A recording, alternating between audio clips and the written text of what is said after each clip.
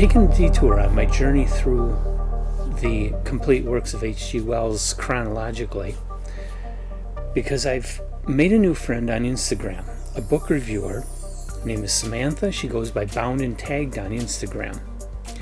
And she loves H.G. Wells as much, if not more, than I do. She's a very interesting, very intelligent person.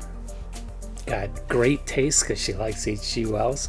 We find that we have a lot of similar literary tastes. And she had just purchased a really beautiful paperback edition of Star Begotten. And she wanted to read it. And she also wanted to do a buddy read of some sort with me because we both love H.G. Wells so much. So I suggested, let's do Star Begotten. So I got a hold of a first U.S. edition of Star Begotten for my read. I did have Star Begotten in 28 science fiction stories, the Dover book I'm always talking about. But I just wanted to see if I could get a first edition, and I could. It wasn't that expensive, so I bought it. Not in the best of shape, but it's decent, and I love the cover. It's a very cool cover. I'll have it on screen. So we did the buddy read, which I've never done a buddy read before. Emily and I don't do buddy reads, mainly because she dives in and reads books and is usually finished before I can get it open. So we don't read it together, we just review it together. And we do talk a little bit before the video, but we don't do real buddy reads where we each are reading the same chapters every night.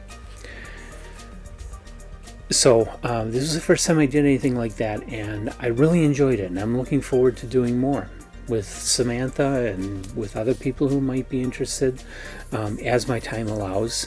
We do have a schedule of reading for Telltale that I want to stick to, and I'd like to get back to my chronological order with H.G. Wells.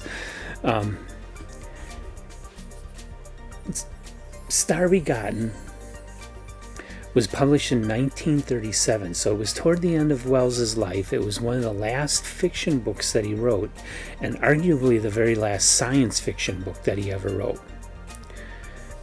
The main character, Joseph Davis, and his wife is pregnant. Joseph Davis is a member of a science club where guys get together and talk science.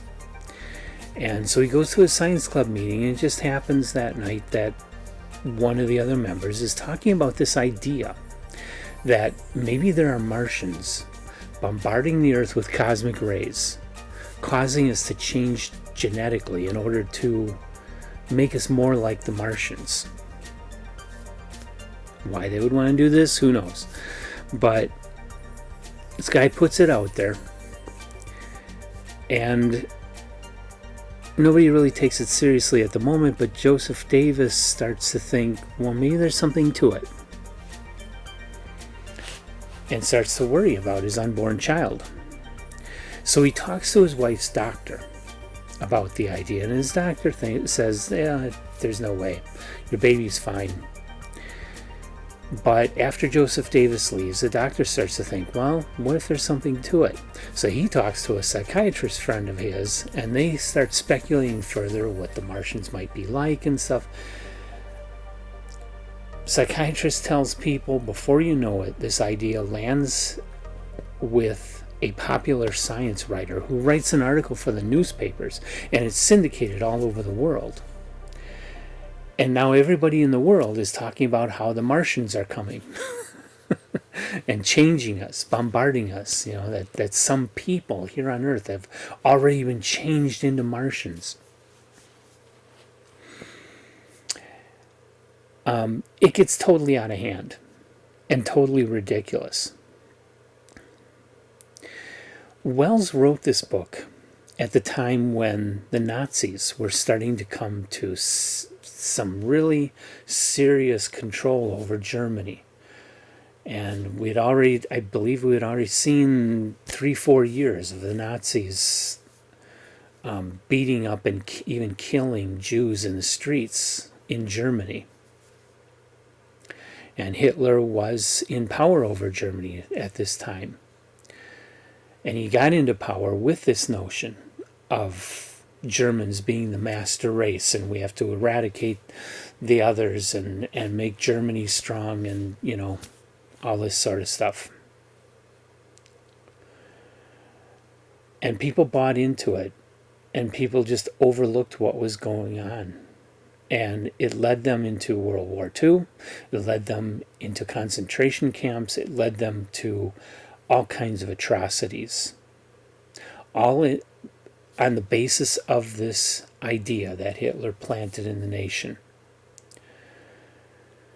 And so Wells in Star Begotten is kind of making fun and at the same time analyzing that side of human nature. That somebody can come up with a crazy idea and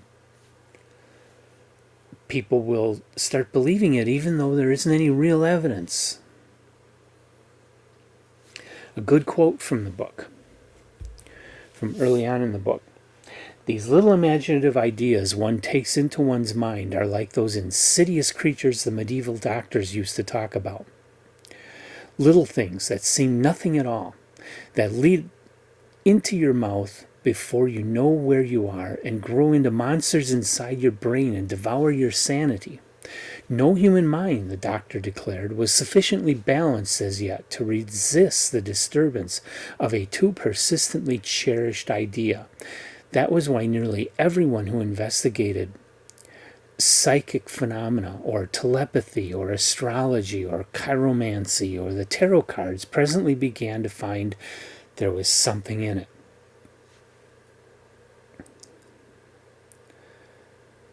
Our imaginations hang on to some such big brother idea almost to the end. We will accept almost any self-abasement rather than step out of the crowd and be full-grown individuals.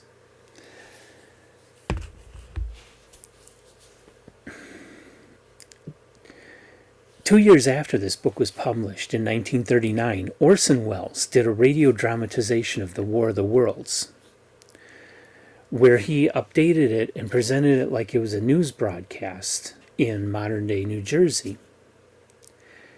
And people in New Jersey heard it. They didn't really pay attention to him saying that it was a dramatization.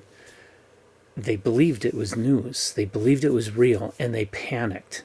People seriously thought, because they heard it on the radio, they seriously thought that New Jersey was being invaded by Martians. Almost like Orson Welles wanted to test H.G. Wells' idea in Star Begotten. Interesting.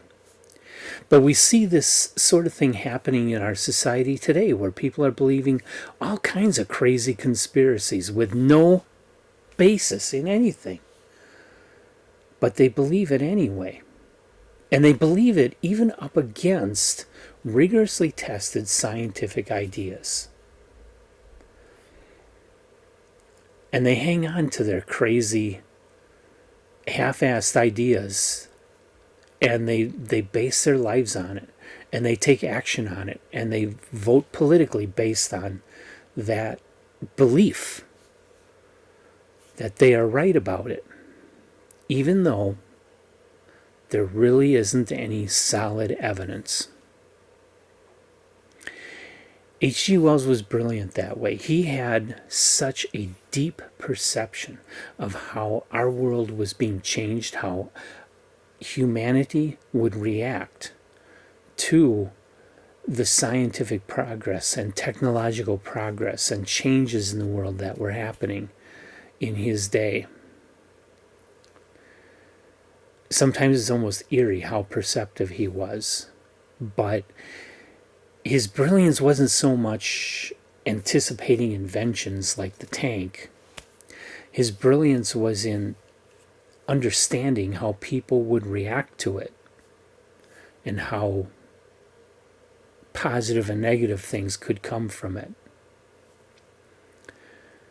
And then he hung the hopes of his life on the idea that mankind would rise above their past mindless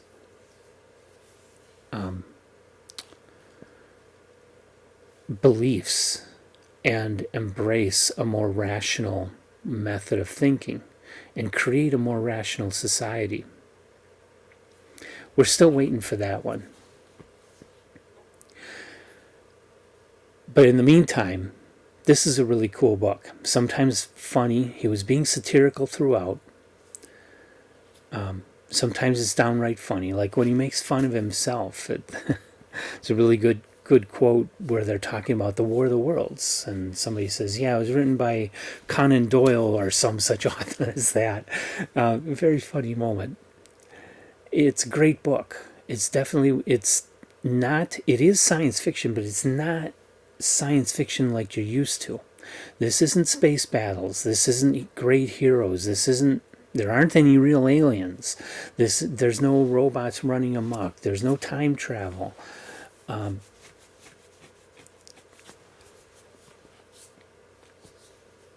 This is a book of ideas. You don't get a magic system here. You don't get world building here. You get character, though it's not super deep characterization, because it's the idea that's central here. The whole book serves the idea, and it's a powerful idea and an important one for us to understand because of how it reflects on our world. This is, in my opinion, a top tale. Emily hasn't read this book. I don't know if she wants to. So it's going to be up to me to try and convince her to let me put it on the list. But in my opinion, this needs to be on our top tales list. This is a brilliant novel. The best works of literature illuminate who we are. And this definitely illuminates part of who we are. This, in my opinion, is one of the best works of literature. I recommend this book. I would go read it. Look it up. It's a little difficult to find. I mean, you can get ebooks of pretty much everything these days, but physical books, it hasn't been in print a whole lot.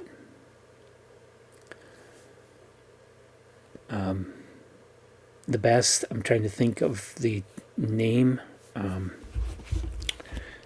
They published this book, The War in the Air by H.G. Wells, which is my next read that somebody requested of me. And this book was published by Wordfire Press. That's who I'm trying to think of.